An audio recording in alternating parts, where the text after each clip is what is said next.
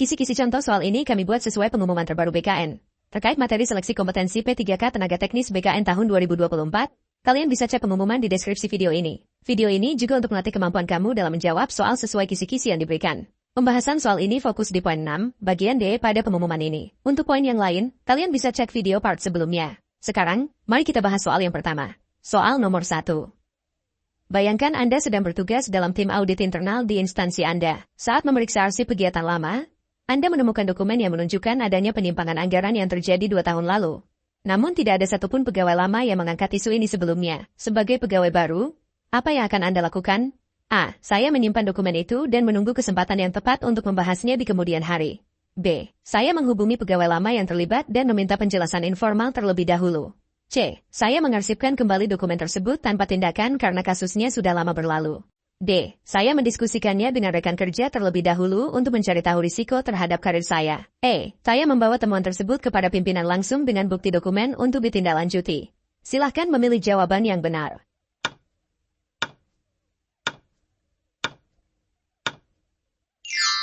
Jawabannya adalah E. Saya membawa temuan tersebut kepada pimpinan langsung dengan bukti dokumen untuk ditindaklanjuti.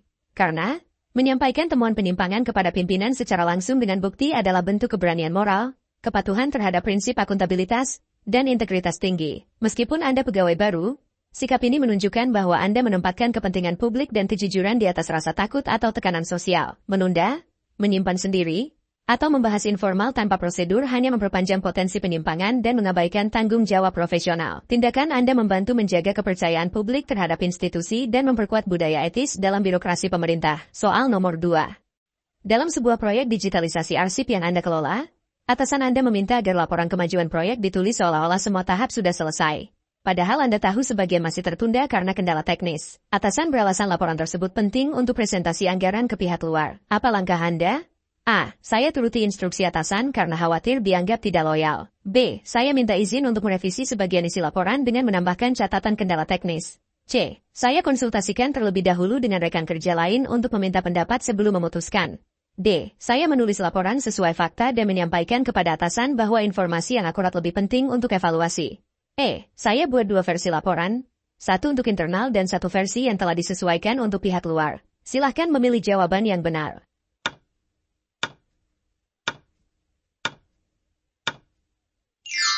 Jawabannya adalah D. Saya menulis laporan sesuai fakta dan menyampaikan kepada atasan bahwa informasi yang akurat lebih penting untuk evaluasi.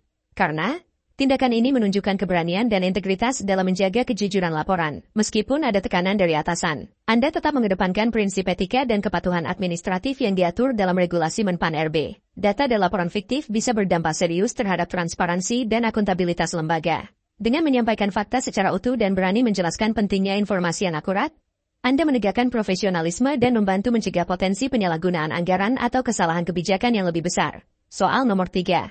Anda dipercaya menjadi notulen dalam rapat koordinasi strategis instansi. Setelah rapat selesai, seorang pejabat meminta Anda mengubah isi notulen agar beberapa pendapatnya yang kurang disetujui dihapus, dengan alasan demi menjaga nama baik. Apa sikap Anda dalam menghadapi permintaan tersebut? A. Saya mengubah notulen sesuai permintaan agar tidak menimbulkan konflik dengan pejabat tersebut. B. Saya membuat 2 versi notulen.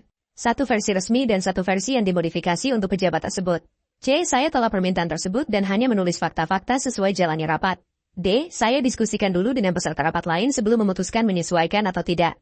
E. Saya simpan notulen asli, tapi mengirim versi yang sudah diubah hanya untuk arsip internal. Silahkan memilih jawaban yang benar.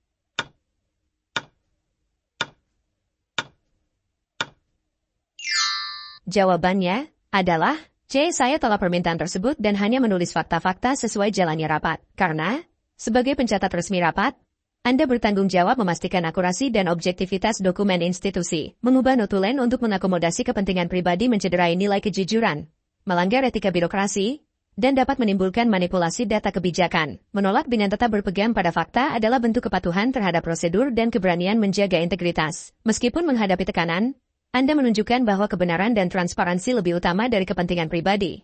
Sesuai prinsip ASN yang bersih dan profesional. Soal nomor 4. Anda sedang bertugas dalam tim layanan publik dan diberi tenggat waktu untuk menyelesaikan laporan mingguan. Namun di saat bersamaan, instansi Anda mengadakan pelatihan kompetensi yang juga penting untuk pengembangan karir Anda. Jika Anda hanya bisa memilih salah satu, Bagaimana Anda mengambil keputusan? A. Saya memilih pelatihan karena penting untuk jenjang karir dan bisa menunda laporan.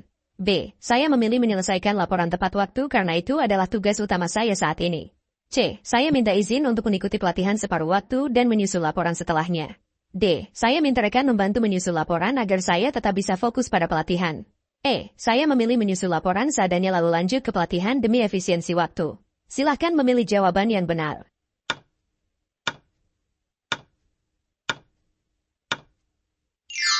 Jawabannya adalah B. Saya memilih menyelesaikan laporan tepat waktu karena itu adalah tugas utama saya saat ini. Karena memilih menyelesaikan laporan sesuai tenggat waktu menunjukkan komitmen terhadap tanggung jawab utama dan disiplin kerja. Sebagai ASN, menyelesaikan tugas tepat waktu adalah bentuk kepatuhan terhadap perintah jabatan dan loyalitas terhadap pelayanan publik. Walaupun pelatihan penting, Anda menunjukkan kedewasaan profesional dengan memprioritaskan pekerjaan yang berdampak langsung pada pelayanan. Sikap ini juga mencerminkan integritas, etika waktu, dan kepatuhan terhadap pembagian tugas formal sesuai SOP instansi. Soal nomor 5.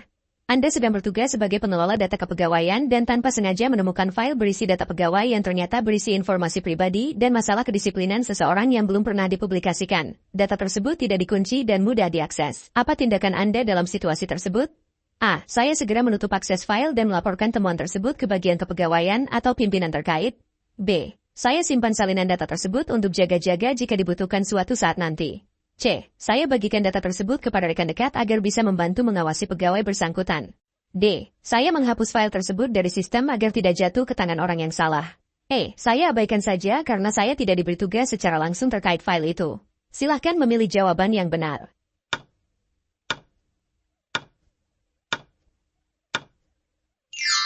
Jawabannya adalah A. Saya segera menutup akses file dan melaporkan temuan tersebut ke bagian kepegawaian atau pimpinan terkait. Karena menjaga kerahasiaan data pribadi merupakan bagian dari etika profesional dan kewajiban hukum dalam pelayanan publik. Meskipun data tersebut terbuka, Anda harus menunjukkan kepatuhan terhadap aturan perlindungan data dan tidak menyalahgunakan akses. Tindakan melaporkan dan menutup akses mencerminkan integritas, rasa tanggung jawab, serta kepatuhan pada SOP. Pilihan lain seperti menyimpan atau menyebarkan data termasuk pelanggaran berat. Dengan bersikap tepat, Anda melindungi kerahasiaan institusi, rekan kerja, dan menunjukkan komitmen terhadap prinsip kerja bersih dan beretika. Soal nomor 6. Anda menjabat sebagai petugas administrasi pelayanan publik di instansi pemerintah. Suatu hari, ada dua warga datang bersamaan untuk mengurus dokumen yang sama. Namun salah satu dari mereka adalah kerabat pejabat di lingkungan kantor Anda. Atasan Anda secara lisan meminta Anda untuk mendahulukan kerabat pejabat tersebut. Apa yang akan Anda lakukan? A. Saya ikuti perintah atasan dan layani kerabat pejabat terlebih dahulu demi menjaga hubungan internal. B. Saya minta warga lain bersabar tanpa memberi penjelasan dan langsung melayani kerabat pejabat. C. Saya tetap melayani sesuai urutan kedatangan dan menjelaskan kepada atasan bahwa pelayanan harus adil. D. Saya kompromikan dengan mengurus keduanya bersamaan walau itu melanggar prosedur alur antrean. E. Saya beri isyarat kepada kerabat pejabat untuk datang kembali di waktu yang lebih sepi. Silahkan memilih jawaban yang benar.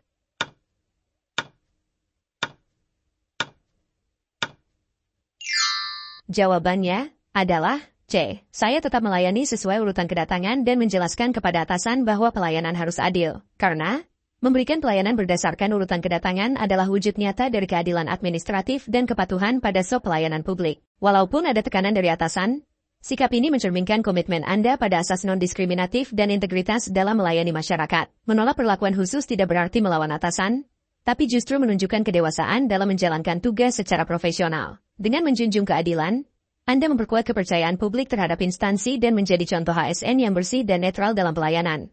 Soal nomor 7. Dalam masa tugas Anda sebagai pengelola barang milik negara, seorang rekan kerja yang dekat dengan Anda meminjam laptop inventaris kantor untuk keperluan seminar pribadi di luar dinas. Ia meminta Anda mencatat seolah-olah barang tersebut dipakai untuk kegiatan resmi agar tidak dipermasalahkan. Apa respons Anda terhadap permintaan ini? A. Saya izinkan karena peminjamnya rekan dekat dan barang akan dikembalikan utuh.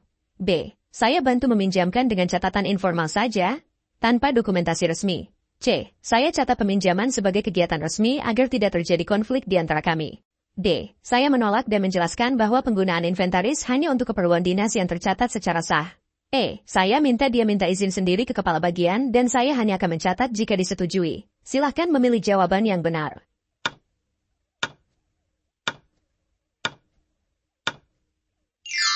Jawabannya adalah D. Saya menolak dan menjelaskan bahwa penggunaan inventaris hanya untuk keperluan dinas yang tercatat secara sah. Karena menolak penggunaan barang negara untuk kepentingan pribadi menunjukkan kepatuhan terhadap regulasi dan komitmen menjaga akuntabilitas aset publik. Sekalipun diminta oleh rekan dekat, Anda tetap harus memegang prinsip integritas dan profesionalisme. Pencatatan palsu adalah pelanggaran administratif dan berpotensi menjadi masalah hukum. Dengan menolak dan memberikan penjelasan, Anda menegakkan aturan dan menjaga kredibilitas sebagai pengelola barang, sesuai nilai kejujuran dan etika ASN dalam SKNI dan regulasi Menpan RB. Soal nomor 8. Anda sedang bertugas di bagian penerimaan tamu pada kegiatan besar instansi. Di tengah kesibukan, Anda mendengar dari rekan bahwa daftar hadir tamu VIP akan diisi secara fiktif agar laporan kegiatan terlihat lebih sukses. Ketika Anda tanyakan, rekan tersebut menjawab bahwa hal ini sudah biasa terjadi dan dianggap lumrah. Apa yang Anda lakukan? A. Saya mengabaikannya karena hal tersebut bukan tanggung jawab saya secara langsung. B. Saya mengikuti saja karena merasa tidak pantas mencampuri urusan senior. C. Saya meminta agar nama-nama VIP yang diisi fiktif tidak dimasukkan dalam laporan akhir saja. D. Saya tunggu sampai kegiatan selesai lalu bicara kepada rekan yang bersangkutan secara pribadi. E. Saya menolak mengisi data fiktif dan melaporkan situasinya kepada ketua panitia atau pimpinan. Silahkan memilih jawaban yang benar.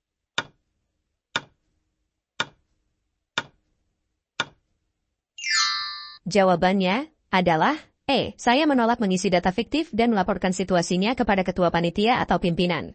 Karena, mengisi daftar hadir secara fiktif adalah tindakan tidak etis dan menyalahi prinsip akuntabilitas serta transparansi kegiatan pemerintahan. Dengan menolak dan segera melaporkan, Anda menunjukkan keberanian moral, integritas pribadi, serta kepatuhan pada standar pelaporan kegiatan yang benar. Meskipun praktik tersebut dianggap biasa oleh sebagian orang, bukan berarti dapat dibenarkan. Soal nomor 9. Anda bertugas sebagai petugas layanan operasional di kantor dinas dan sedang mendistribusikan peralatan ke berbagai unit. Salah satu unit meminta tambahan barang yang melebihi kuota yang telah disetujui. Mereka beralasan bahwa kebutuhan di unitnya lebih tinggi dan meminta Anda langsung mengubah data distribusi tanpa mengajukan permintaan resmi ulang. Apa yang Anda lakukan? A. Saya kabulkan permintaan tambahan karena mereka menyatakan kebutuhan mendesak. B. Saya ubah data distribusi secara internal terlebih dahulu, lalu mengurus dokumen menyusul. C. Saya menyarankan agar unit tersebut mengajukan permintaan resmi tambahan sesuai prosedur yang berlaku. D. Saya konsultasikan ke rekan satu tim dan mengambil suara terbanyak sebelum mengambil tindakan. E. Saya catat perubahan distribusi tanpa mengubah data resmi agar tidak terlihat ada pelanggaran. Silahkan memilih jawaban yang benar.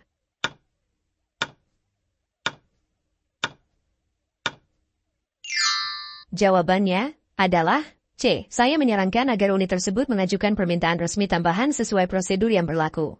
Karena, dalam layanan operasional, setiap permintaan tambahan harus dilakukan secara resmi untuk menjaga akuntabilitas dan tertib administrasi. Memberikan tambahan tanpa dasar dokumen yang sah akan merusak sistem distribusi dan berisiko pada audit maupun pertanggungjawaban barang. Dengan menyarankan prosedur resmi, Anda tetap melayani kebutuhan unit sambil menjaga integritas sistem kerja dan mematuhi SOP instansi. Ini menunjukkan kepatuhan, komitmen terhadap keadilan distribusi, serta tanggung jawab terhadap pengelolaan barang milik negara yang transparan. Soal nomor 10. Anda ditugaskan sebagai penanggung jawab kegiatan operasional di luar kantor yang melibatkan peminjaman berbagai peralatan milik instansi. Setelah kegiatan selesai, Anda menyadari ada satu unit peralatan yang rusak. Namun rekan Anda menyarankan agar tidak dicatat agar tidak menyulitkan proses pelaporan dan pencairan dana. Bagaimana Anda menyikapi hal ini? A. Saya ikuti saran rekan agar pelaporan tetap lancar dan tidak memperpanjang urusan. B. Saya catat kerusakan sebagai informasi internal saja, tanpa dilaporkan dalam dokumen resmi. C. Saya konsultasikan dulu ke bagian keuangan apakah pelaporan kerusakan bisa ditunda. D. Saya catat kerusakan secara resmi dan melaporkannya sebagai bagian dari tanggung jawab operasional. E. Saya diamkan kerusakan tersebut dan menunggu jika nanti ditanyakan baru saya klarifikasi. Silahkan memilih jawaban yang benar.